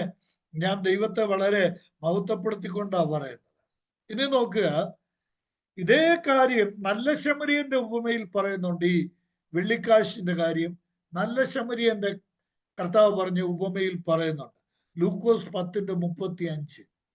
അവിടെ കർത്താവ് പറയുന്നത് 2 വെള്ളി, ആ ഉപമയിൽ പറയുന്നത് 2 വെള്ളിക്കാശ് എടുത്ത് വഴിയമ്പലക്കാരന്റെ കൊടുത്തിട്ട് പറഞ്ഞെന്താ, അധികം വല്ലതും ചെലവിട്ടാൽ ഞാൻ മടങ്ങി വരുമ്പോൾ നോക്കണം, ഒരു മനുഷ്യന്റെ ജീവിതകാലം മുഴുവൻ ആ മനുഷ്യനെ പോറ്റാൻ ആവശ്യമായ തുകയാണേത് ഈ 2 വെള്ളിക്കാശ്. അത് വെച്ചാണ് ഇദ്ദേഹം പറയുന്നത് 200 വെള്ളിക്കാശ് ഉണ്ടായ നമ്മുടെ കർത്താവിനെ യൂദ കാണിച്ചു കൊടുത്തത് 30 വെള്ളിക്കാശിനാണ്. ഇതൊക്കെ ചേർത്ത് ചിന്തിക്കേണ്ടതാണ്. ഓർക്കണം, ഇത്രയും ഭീമമായ ഒരു സംഖ്യ ഉണ്ടെങ്കിലേ, ഇവിടെ ഉപയോഗിച്ചിരിക്കുന്ന വാക്ക് ഒന്നുകൂടെ ഞാൻ പറയാം, അല്പം അല്പം കൊടുക്കാൻ പറ്റുകയുള്ളൂ. ഫിലിപ്പോസിന് ഈ മറുപടിയാണ് നൽകാൻ കഴിയുന്നത്. എന്നാൽ ഇവിടെ വേറെ ഒരാളിനെ നമ്മൾ കാണും. ഇവരെല്ലാം 1-ാം അധ്യായത്തിലുള്ളവരാ. നോക്കുക, അടുത്തിവിടെ നമ്മൾ കാണുന്നത് 8-ാം വാക്യത്തിൽ ആരാ? ശിമോൻ പത്രോസിന്റെ സഹോദരനായ ശിമോൻ പത്രോസിന്റെ സഹോദരനായ അന്ത്രയാസ്. അന്ത്രയാസിനെ പിന്നെ കാണുന്നത്. അന്ത്രയാസ് എന്ത് ചെയ്യുന്നറിയാമോ? അദ്ദേഹം ഫിലിപ്പോസ് കണക്ക്, ഞാൻ മനക്കണക്കാണിത്, അന്നേരം പേപ്പറും പേനയൊന്നും ഇല്ലല്ലോ കയ്യിൽ, മനക്കണക്ക് കൂട്ടിയിട്ട് അദ്ദേഹം പറയുന്നത് കണക്കിന് മിടുക്കനായിരുന്നു ഇദ്ദേഹം. ആരാ? ഫിലിപ്പോസ്. 200 വെള്ളിക്കാശ്. എന്നാൽ മറ്റേ ആള് പറയുകയാണ്, കർത്താവെ, ഇവിടെ ഈ വെള്ളിക്കാശ് ഇതൊന്നും നടക്കുകയില്ലെന്ന് എനിക്ക് നന്നായിട്ട് അറിയാം. വേണ്ട, എൻ്റെ അടുത്ത് കാശില്ല. സ്തോത്രം. നോക്കിയേ, 9-ാം വാക്യം. അന്ത്രയാസ് പറയുകയാണ്, എന്താ, ഇവിടെ ഒരു ബാലൻ, അവന്റെ പക്കൽ 5 യവത്തപ്പവും 2 മീനുമുണ്ട്, 2 ചെറിയ മീൻ, 5 അപ്പം. കണ്ടോ? ഇതാണ് യഥാർത്ഥ കാഴ്ചപ്പാട്, ഇതാണ് യഥാർത്ഥ ദർശനം. അവിടെ പണം തേടി പോകാൻ പോവാണോ? വേണ്ട, കർത്താവ്, ഇതാ അവിടുത്തെ മുമ്പ് ഞാൻ ഒരു ബാലനെ കൊണ്ട് തരാം. ഞങ്ങൾ കുറച്ചു നാൾ മുമ്പ് ഒരു കാര്യം കണ്ടായിരുന്നു. പച്ചവെള്ളം 6 കൽപാത്രത്തിൽ പച്ചവെള്ളം നിറച്ചപ്പോഴ് ആ പച്ചവെള്ളത്തെ ജനത്തിന് കൊടുത്ത് വീഞ്ഞാക്കി മാറ്റി കൊടുത്ത ഒരു കർത്താവിനെ ഞങ്ങൾ കണ്ടതാണ്. അന്ന് അവിടെ പച്ചവെള്ളം ഉണ്ടായിരുന്നു, അതാണ് അവിടുന്ന് അവർക്ക് കൊടുത്തത്. ഇവിടെ ഇപ്പോ ഉള്ളത് എന്താ? ഒരു കൊച്ചു ബാലന്റെ കയ്യില് 5 അപ്പവും 2 മീനും ഉണ്ട്. നിന്റെ പക്കലോട്ട് അതങ്ങ് തരാം. കണ്ടോ? ഇതാണ് വിശ്വാസം, ഇതാണ് ഉറപ്പ്. ഞാന് നമ്മള് 1-ാം അധ്യായം പഠിച്ചപ്പോൾ ഈ അന്ത്രയാസിനെ കുറിച്ച് ചില സൂചനകൾ ഞാൻ പറഞ്ഞില്ല. പത്രോസിനെ പോലെ വലിയ പ്രസംഗമൊന്നും നടത്തി. ഓക്കെ, സത്യത്തിൽ ഇവിടെ ആദ്യം സംസാരിക്കേണ്ടത് ആരാ?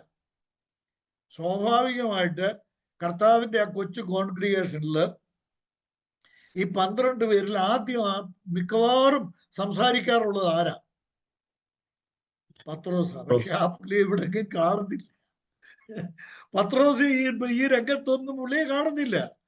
എന്നാൽ ഈ പത്രോസിനെ കർത്താവിന്റെ അടുക്കലോട്ട് കൊണ്ടുവന്ന അന്ത്രയാസ്. ഞാൻ പറയട്ടെ, എൻ്റെ പ്രിയമുള്ളവരെ, നമുക്ക് വലിയ പ്രസംഗം നടത്താനോ ബൈബിള് പഠിപ്പിക്കാനോ ഒന്നും ഒരു പക്ഷെ കഴിവ് കാണുകയില്ല. കേട്ടോ? ആ കഴിവുണ്ടെങ്കിൽ അതിന് സ്തോത്രം ചെയ്യണം. അത് ദൈവം തരുന്ന ഒരു വലിയ ഗിഫ്റ്റാണ്. എന്നാൽ ഇതൊന്നുമില്ലെങ്കിലും, കഴിവൊന്നുമില്ലെങ്കിലും ചിലരെ പിടിച്ച് കൈക്ക് പിടിച്ച്, എൻ്റെ കർത്താവേ, ഞാൻ ഇവരെ കൊണ്ടുവന്ന് നിന്റെ കയ്യിലോട്ട് തരിക, എന്താന്ന് വെച്ച് ചെയ്തോണം. പത്രോസിനെ കൊണ്ട് കൊടുത്തു. അന്ത്രയാസ് പ്രസംഗിച്ച ഒരൊറ്റ പ്രസംഗം ബൈബിളിലില്ല. പക്ഷേ പത്രോസ് പ്രസംഗിച്ച പല പ്രസംഗങ്ങൾ ബൈബിളുണ്ട്. പത്രോസ് പ്രസംഗിച്ച, അന്ത്രയാസ് പ്രസംഗിച്ച് ആരെങ്കിലും രക്ഷിക്കപ്പെട്ടതായിട്ട് ബൈബിളില്ല. പക്ഷേ പത്രോസിന്റെ ആദ്യത്തെ പ്രസംഗത്തിൽ 3000-ഓളം പേര് രക്ഷിക്കപ്പെട്ട് സ്നാനപ്പെട്ടു വേർപെട്ടു. കേട്ടോ? നമുക്ക് പ്രസംഗിക്കാൻ കഴിവില്ലായിരിക്കാം, പക്ഷെ പ്രസംഗിക്കാൻ കഴിവുള്ളവരെ ചിലരെ കർത്താവിന്റെ കയ്യിലോട്ട് കൊണ്ടു കൊടുക്കാൻ നമ്മൾക്ക് കഴിഞ്ഞത് വരും. നമുക്കൊണ്ട് 5 അപ്പം കൊണ്ട് 5000 പേരെ പോഷിപ്പിക്കാൻ കഴിയുകയില്ല. എന്നാൽ അതിന് കർത്താവിന് ഉപയോഗിക്കാൻ കഴിയുന്ന ചില ബാലന്മാരെ കർത്താവിന്റെ അടുക്കലേക്ക് കൊണ്ടു കൊടുക്കാൻ പറ്റും. ഞാൻ ഓർമ്മിപ്പിക്കട്ടെ, ബാലന്മാരെ, ബാലികമാരെ കർത്താവിലേക്ക് കൊണ്ടു ചെല്ലുന്നതും കൊടുക്കുന്നതും ഒരു വലിയ ജോലിയാണ്.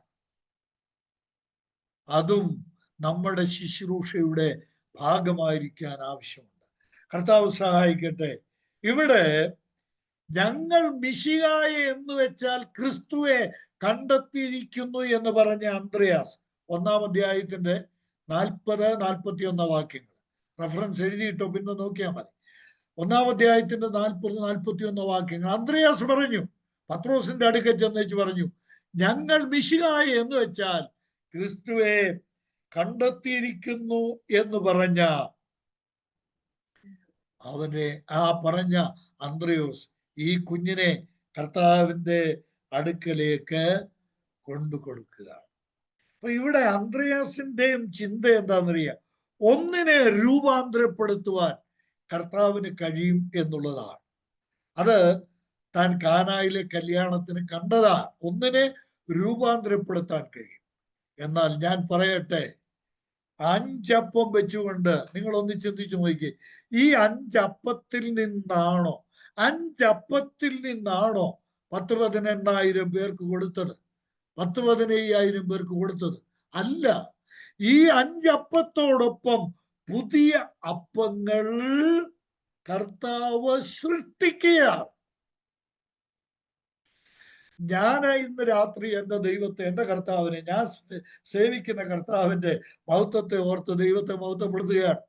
ഒന്നിനെ മറ്റൊന്നായി രൂപാന്തരപ്പെടുത്താൻ മാത്രമല്ല, എന്ന് പറഞ്ഞാൽ പച്ചവെള്ളത്തെ വീഞ്ഞാക്കി മാറ്റാൻ മാത്രമല്ല, ഇല്ലാത്ത ഒന്നിനെ സൃഷ്ടിക്കാനും കഴിവുള്ള സൃഷ്ടാവാണ് എൻ്റെ കർത്താവ്.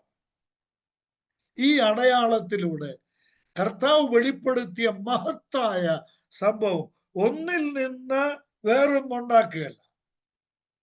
5 കയ്യിൽ വെച്ചുകൊണ്ട് സ്വർഗത്തേക്ക് നോക്കിയിട്ട് 1000-ങ്ങൾക്ക് കൊടുക്കത്തക്ക വിധം അതിനോട് ആഡ് ചെയ്യുകയാണ്. ഒരിക്കലും ഈ അപ്പത്തെ കർത്താവ് എന്ത് ചെയ്യുക, അതിൽ നിന്നുണ്ടാക്കുകയല്ല. അങ്ങനെ ആണെങ്കിൽ മുറിച്ചു കൊടുക്കണം. അതല്ല, ആ അപ്പമല്ല, വേറെ അപ്പങ്ങൾ സൃഷ്ടിച്ച് നൽകുന്ന കർത്താവിനെ നമ്മൾക്ക് ഇവിടെ കാണാൻ സാധിക്കും. പ്രത്യക്ഷമല്ലാത്ത എന്ന് പറഞ്ഞാൽ ഇതുവരെ അസ്തിത്വത്തിൽ ഇല്ലാത്ത ഒന്നിനെ പുതുതായി ഉളവാക്കുവാൻ കഴിയുന്നവനാണ് കർത്താവ്. എബ്രായർക്ക് എഴുതിയ ലേഖനം 13-ാം അധ്യായത്തിന്റെ 3-ാം വാക്യത്തിൽ ഈ വിശ്വാസത്തെക്കുറിച്ച് പ്രതിപാദിക്കുന്ന ആ ഭാഗത്ത് 11-ാം അധ്യായം അതിന്റെ 3-ാം വാക്യത്തിൽ കർത്താവ് ദൈവാത്മാവ് അവിടെ രേഖപ്പെടുത്തിയിരിക്കുന്നത് ഒന്ന് ശ്രദ്ധിക്കുക. എന്താ? ഈ കാണുന്ന ലോകത്തിന് ദൃശ്യമായതല്ല, കാരണം എന്ന് വരുമാറ് ലോകം ദൈവത്തിന്റെ വചനത്താൽ നിർമ്മിക്കപ്പെട്ടു എന്ന് നാം വിശ്വാസത്താൽ അറിയുന്നു. ഞാൻ ഒറ്റ വാക്കിൽ പറയും, ഈ വചനം ഒരുപാട് വിശദീകരിച്ച് പഠിക്കേണ്ടതാണ്. അവിടാണ് ആറ്റം എന്നുള്ള പ്രയോഗം ബൈബിളിൽ വരുന്ന ഒരു ഭാഗം ഈ 3-ാം വാക്യത്തിലാണ്. ദൃശ്യമായതല്ല എന്ന് പറഞ്ഞാൽ ഇങ്ങനെ ഞാൻ വ്യക്തമാക്കാം. നമ്മുടെ ഡോക്ടറൊക്കെ ഉണ്ടല്ലോ, പെട്ടെന്ന് ഈ കാര്യങ്ങൾ പറയുമ്പോൾ മനസ്സിലായി. എന്താ? അദൃശ്യമായ ഒന്നിനെ അദൃശ്യമാണ്, ഇല്ല, അസ്തിത്വത്തിലില്ല. അങ്ങനെയുള്ള ഒന്നിനെ എന്താ ദൃശ്യമായിട്ട് വിളിച്ചു വരുത്തുവാൻ കഴിവുള്ളവനാണ് വലിയവനായ കർത്താവ് എന്നതാണ് ഈ അത്ഭുതത്തിലൂടെ, ഈ അടയാളത്തിലൂടെ കർത്താവ് വെളിപ്പെടുത്തുന്നത്. അന്ത്രയാസ് ഓർമ്മ വെച്ച് 5 അപ്പവും 2 മീനും കണ്ടുവച്ച് കർത്താവിന്റെ അടുക്കൽ കൊണ്ടുവന്ന് അത് കൊടുത്തു. എന്നാൽ ദൈവത്തിന് സ്തോത്രം, കർത്താവ് അത് വാങ്ങി. ആ കുഞ്ഞിനെ നിരാശപ്പെടുത്തിയില്ല. അവന്റെ അമ്മയോ അവന്റെ വീട്ടിൽ നിന്ന് കൊടുത്തുവിട്ട ആ കാര്യങ്ങൾ അവനെ നിരാശപ്പെടുത്തിയില്ല. അത് കർത്താവ് കയ്യിലെടുത്തു. എന്നാൽ ആ 5 അപ്പവും ആ 2 മീനും അല്ല ജനത്തിന്റെ വിശപ്പടക്കി. അതുകൊണ്ട് അതല്ല, പിന്നെ കർത്താവ് പുതിയതായി സൃഷ്ടിച്ചതാണ് ജനത്തിന്റെ വിശപ്പടക്കിയത്. സ്തോത്രം. നമ്മുടെ കർത്താവിനെ വില കുറച്ച് നമ്മൾ കാണരുത്, ചെറുതായിട്ട് നമ്മൾ കാണരുത്. നമ്മുടെ കർത്താവിന് അസാധ്യമായിട്ട് ഒന്നുമില്ല. ഇവിടെ ഞാൻ പറഞ്ഞല്ലോ, ഫിലിപ്പോസ് വർത്തമാനം പറയുന്നുണ്ട്, അന്ത്രയാ സംസാരിക്കുന്നുണ്ട്. പക്ഷെ ഇവിടെങ്ങും നമ്മൾ കാണാത്ത ഒരാളുണ്ടാരാ? പത്രോസ്, സീമോൻ പത്രോസ് നമ്മൾ ഇവിടെങ്ങും കാണുന്നില്ല. എന്നാൽ ഈ അധ്യായത്തിന്റെ ഒടുവിൽ അദ്ദേഹം പ്രത്യക്ഷപ്പെടുന്നു. ഇതെല്ലാം മൗനമായി നിന്ന് കണ്ടറിഞ്ഞ് അതിന്റെ ഭാഗമായി തീർന്ന ആ പത്രോസ് ഒടുവിൽ പറഞ്ഞത് എന്താണെന്നറിയാം? നിങ്ങൾക്കും പോകാൻ മനസ്സുണ്ടെങ്കിൽ പൊക്കോ എന്ന് പറഞ്ഞപ്പോൾ പത്രോസ് പറഞ്ഞ മറുപടി, കർത്താവേ, നിന്നെ വിട്ട് ഞങ്ങളെങ്ങും പോയില്ല. നിന്റെ പക്കൽ ഞങ്ങൾക്ക് വേണ്ടതെല്ലാം ഉണ്ട്. നിന്നെ വിട്ട് ഞങ്ങളെങ്ങും പോയില്ല. ദൈവത്തിന് സ്തോത്രം. പത്രോസ് അവിടെ വലിയ വിശ്വാസമാണ് ഒടുവിൽ വെളിപ്പെടുത്തുന്നത്. ഞാൻ ഇന്നത്തെ ക്ലാസ് അവസാനിപ്പിക്കേണ്ട നേരമായതുകൊണ്ട് ഞാൻ പെട്ടെന്ന് ഈ അടയാളത്തിന്റെ അടുത്ത ഭാഗം ഒന്ന് പറയട്ടെ. എന്താ? 10, 11, 12, 13, 14 ഈ വാക്യങ്ങൾ ഞാനൊന്ന് ഓടിച്ചൊന്ന് പറഞ്ഞങ്ങ് അവസാനിപ്പിക്കാം. ഈ അടയാളം നമുക്ക് ഇന്ന് ചിന്തിച്ച് അവസാനിപ്പിക്കാം. ആളുകളെ ഇരുത്തുവീനെന്ന് കർത്താവ് കൽപ്പിച്ചു. കണ്ടോ? ആളുകളെ ഇരുത്തുവീൻ എന്ന് കർത്താവ് കൽപ്പിച്ചു. മർക്കോസ് 6:39-40 വാക്യങ്ങൾ ഇതിനോട് ചേർത്ത് എഴുതി വെച്ചു. എടുക്കാൻ പറ്റുന്നവർ എടുത്തു നോക്കൂ. അവിടെ പറഞ്ഞിരിക്കുന്ന ആളുകളെ ഇരുത്തുവീൻ എന്നല്ല. കർത്താവ് അവിടെ എഴുതിയിരിക്കുന്നത്, കർത്താവ് പറഞ്ഞ ഈ കൽപ്പനെ ആളുകളെ ഇരുത്തുവീനെന്നല്ല പറഞ്ഞത്. എന്താ മർക്കോസി പറഞ്ഞ എങ്ങനെയാണെന്നറിയാം? പന്തി പന്തിയായി ഇരുത്തുവാൻ കൽപ്പിച്ചു. ഇതിനകത്ത് എന്തെങ്കിലും സത്യമുണ്ടോ? എന്തെങ്കിലും ഒരു സന്ദേശമുണ്ടോ? ഓ സ്തോത്രം. മർക്കോസ് 40-ാം വാക്യത്തിൽ പറയുന്നത്, അവർ 100-ഉം പിന്നെ 50-ഉം വീതം നിരനിരയായി. God is a God of order. ദൈവം ക്രമങ്ങളുടെ ദൈവമാണ്. കേട്ടോ? ദൈവം ക്രമങ്ങളുടെ ദൈവമാണ്. ജനമെല്ലാം ഇങ്ങനെ കൂടിയിരിക്കുക. 10,000 പേരുണ്ട്. പിന്നെ ഈ കഴിഞ്ഞ ദിവസം വിജയ് സേതുപതി ചെന്നിടത്ത് ആളുകൾ മരിച്ച കണ്ടില്ലേ? തിക്കും തിരക്കും. കർത്താവ് അങ്ങനെ അത്ഭുതങ്ങളെ ചെയ്യുന്നയാളല്ല. കർത്താവ് ചെയ്യുന്നത് ക്രമമായിട്ടേ ചെയ്യുള്ളൂ. ഞാൻ ദൈവത്തെ മഹത്വപ്പെടുത്തുന്നു. എൻ്റെ പ്രിയമുള്ളവരെ, ഈ പുസ്തകം നമ്മൾ ശരിക്കും വിശ്വസിക്കണം. എന്താ? ദൈവം ക്രമങ്ങളുടെ ദൈവമാണ്.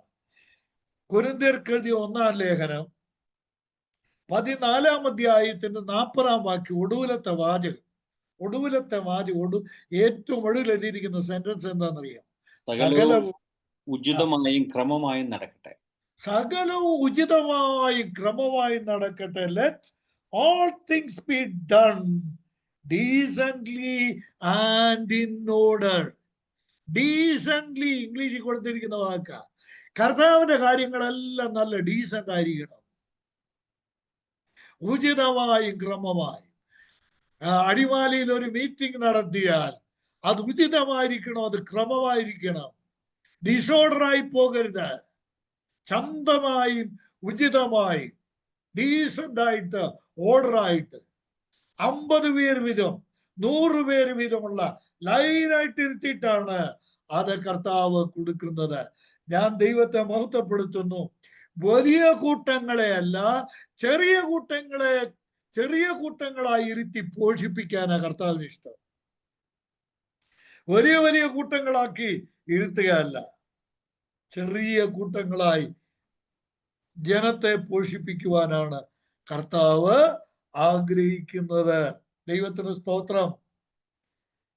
ഈ പുരുഷാരത്തെ കുറിച്ച് പറയുന്ന പുരുഷന്മാർ മാത്രം 5000 എന്ന് പറയുന്നത് ഏകദേശ കണക്കാണ് പറയുന്നത്. അത് ഗ്രീക്കിൽ അത് ക്ലിയർ ആണ്.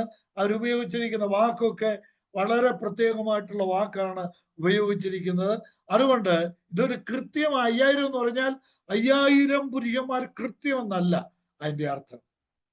ധാരാളം ആളുകൾ അവർ കഴിച്ചു, സ്തോത്രം. ഞാൻ പിന്നെയും പറയട്ടെ, അവിടെ 19-ാം വാക്യത്തില്, സോറി, കർത്താവ് ഈ 11-ാം വാക്യത്തില് പിന്നെ അപ്പം എടുത്ത് വാഴ്ത്തി ഇരുന്നവർക്ക് പങ്കിട്ട് കൊടുത്തു. കർത്താവായ യേശു ക്രിസ്തു ഈ അപ്പം എടുത്തിട്ട് കർത്താവ് അത് ശിഷ്യന്മാരുടെ പക്കൽ ഏൽപ്പിക്കുകയാണ്. ദൈവത്തിന്റെ ക്രമം, കർത്താവിന്റെ ക്രമം. സമയം വളരെ പെട്ടെന്ന് നിർത്തേണ്ട സമയത്തേക്ക് എത്തിയത് കൊണ്ട് ഞാൻ പെട്ടെന്ന് പറയട്ടെ. ക്രമമായി ഇരുത്തിയിട്ട് കർത്താവിന്റെ അടയാളം ചെയ്യുന്ന രീതി ഒന്ന് നോക്കി. കർത്താവ് എങ്ങനെയാ അത് ചെയ്തത്? എങ്ങനെയാ ചെയ്തത്? ശ്രദ്ധിച്ചോ? കർത്താവ് നേരിട്ട് കൊണ്ട് ദേണ്ട ഞാൻ വലിയ പുള്ളിയാ, ഇത് ഞാനാ ഉണ്ടാക്കിയത് കേട്ടോ എന്ന് പറഞ്ഞ് കർത്താവ് അവർക്ക് നേരിട്ട് കൊടുക്കുകയല്ല. 12 പേരെ ഇങ്ങോട്ട് വിളിച്ചു, 12 കൊട്ടയ്ക്കകത്തോട്ട് എടുക്കാൻ പറഞ്ഞു, കൊടുക്കാൻ പറഞ്ഞു. ദൈവത്തിന് സ്തോത്രം. കർത്താവ് ഈ അടയാളത്തെ നമുക്ക് വിളിക്കാൻ പറ്റുന്ന എന്താണ്? The sign of distribution. പങ്കിടലിന്റെ അടയാളമാണ് ഇത്. കർത്താവിൻ്റെതാണ്. ആ കുഞ്ഞിന് വേണമെങ്കിൽ വീട്ടിൽ ചെന്നിട്ട് പറയാം, ഞാനും യേശുപ്പച്ചനും കൂടെ കേട്ടോ, ഞാനും യേശുപ്പച്ചനും കൂടെ, ഞാൻ യേശുപ്പച്ചന്റെ പ്രസംഗം കേൾക്കാൻ പോയി, ഞാനും യേശുപ്പച്ചനും കൂടെ 10,000-15,000 പേർക്ക് അപ്പവും മീനും കൊടുത്തു കേട്ടോ, അവന് പറയാം. പക്ഷെ എൻ്റെ യഥാർത്ഥം എന്താണ്? അവന്റെ അപ്പവും അക്കൂട്ടത്തിലുണ്ടായിരുന്നു, അവന്റെ മീനും അക്കൂട്ടത്തിലുണ്ടായിരുന്നു. എന്നാൽ കർത്താവിന്റെ അത്ഭുതത്തിന്റെ അപ്പം, എൻ്റെ സഹോദര സഹോദരി, ആ കർത്താവ് എപ്പോഴും താൻ തന്നെ ഒരു കാര്യം ചെയ്യാൻ ആഗ്രഹിക്കുന്നവനല്ല. വൺ മാൻ മിനിസ്ട്രിക്കാരനല്ലായിരുന്നു കർത്താവ്. തൻ്റെ ശിഷ്യന്മാരെ കൂട്ടിന് വിളിച്ചു, താൻ ഒരുക്കിയത് അവരുടെ കയ്യിൽ കൊടുത്തിട്ട് പറഞ്ഞു, നിങ്ങൾ ഇവർക്ക് ഭക്ഷിക്കുവാൻ കൊടുക്കണം. വേറെ ഭാഗത്ത് അത് തന്നെയാണ്, നിങ്ങൾ ഇവർക്ക് ഭക്ഷിക്കാൻ കൊടുക്കണം. സഹോദരങ്ങളെ, ഈ ക്ലാസ്സിൽ സംബന്ധിക്കുന്ന ദൈവദാസന്മാരായിട്ടുള്ള എൻ്റെ സഹോദരന്മാരെ, സഹോദരിമാരെ എല്ലാവരോടും ഞാൻ പറയട്ടെ, കർത്താവ് നമ്മുടെ കയ്യിൽ തരുന്നത് ജനത്തിന് കൊടുക്കാൻ നമുക്ക് സാധിക്കും കേട്ടോ. ഞാൻ ഏത് ശുശ്രൂഷ ചെയ്യുന്നതിന് മുമ്പ് ഞാൻ വളരെ കരുതലോടുകൂടെയാണ് ദൈവജന ശുശ്രൂഷയ്ക്ക് എവിടെ പോയാലും ഒത്തിരി പ്രാർത്ഥി. എന്നെ വിളിക്കുന്നത് തൊട്ടോ അല്ലെങ്കിൽ ഞാൻ പോകുന്നതിന് മുമ്പ് എപ്പോൾ തീരുമാനിക്കുന്നു അപ്പൊ തൊട്ടേ ഞാൻ പ്രാർത്ഥിക്കും. എന്നാൽ ആ സ്ഥലത്ത് ചെന്നിട്ട് ആ ശുശ്രൂഷയ്ക്ക് മുമ്പ് ഞാൻ ചെയ്യുന്ന ഒരു ജോലിയുണ്ട്. ആ ക്ലൂ ഒന്ന് പറഞ്ഞു തന്നേക്കാം, ആ രഹസ്യം ഒന്ന് പറഞ്ഞു തന്നേക്കാം, പ്രായോഗികമാക്കിക്കോ. ആ ശുശ്രൂഷയ്ക്ക് തൊട്ട് മുമ്പ് ഞാൻ ചെയ്യുന്ന ഒരു കാര്യമുണ്ട്. ഞാൻ കരുതിയ വചനം എൻ്റെ കർത്താവിൻ്റെ കയ്യിലോട്ട് കൊടുക്കും. കർത്താവേ, ഇതിൽ ജനത്തിന് കൊടുക്കേണ്ടത് എന്താ, അത് അങ്ങ് എൻ്റെ പക്കൽ ഏൽപ്പിക്കണം, ഞാൻ അത് അവർക്ക് കൊടുക്കാം കേട്ടോ. ഞാൻ എളിമയോടെ വളരെ വിനയത്തോടെ, ഒരിക്കലും എൻ്റെ രീതികൾ നിങ്ങൾക്ക് അറിയാമല്ലോ, ഞാൻ ഒരു പൊങ്ങച്ചമായിട്ട് ആത്മപ്രശംസ ഒന്നും കലർത്താതെ ഞാൻ പറയും. ഒരുപാട് പേര് കർത്താവിലേക്ക് വന്നത് ഞാൻ ഒരുക്കിയ പ്രസംഗം കേട്ടല്ല, ഞാൻ കർത്താവിങ്കിൽ നിന്ന് ഏറ്റുവാങ്ങിയ ദൂത് ജനത്തിന് കൊടുത്തതുകൊണ്ടാണ്. ഇത് നമുക്കൊരു നല്ല ആത്മീയ പാഠമാകട്ടെ. കർത്താവ് ഈ ജനത്തെ അപ്പം കൊണ്ട് പോഷിപ്പിച്ചത് വചനം കൊണ്ട് ജനത്തെ പോഷിപ്പിക്കുന്നതിന് ഉപയുക്തമാക്കുവാൻ കർത്താവ് നമ്മെ സഹായിക്കട്ടെ. എല്ലാവർക്കും നന്ദി. കർത്താവിൻ്റെ നാമത്തിൽ സ്നേഹം. എല്ലാവരെയും കർത്താവ് അനുഗ്രഹിക്കട്ടെ. കർത്താവിൻ്റെ നാമം മഹത്വപ്പെടട്ടെ.